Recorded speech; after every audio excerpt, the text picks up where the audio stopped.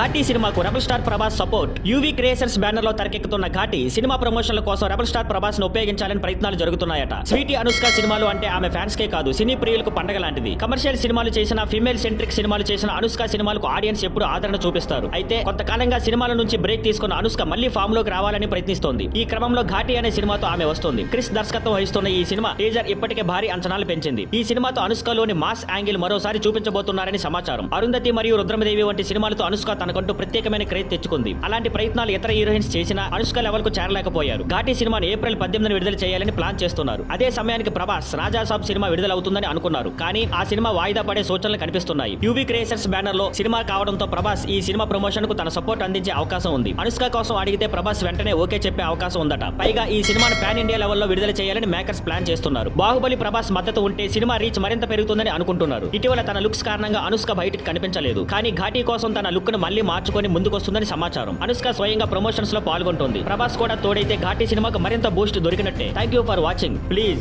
Like, share and subscribe.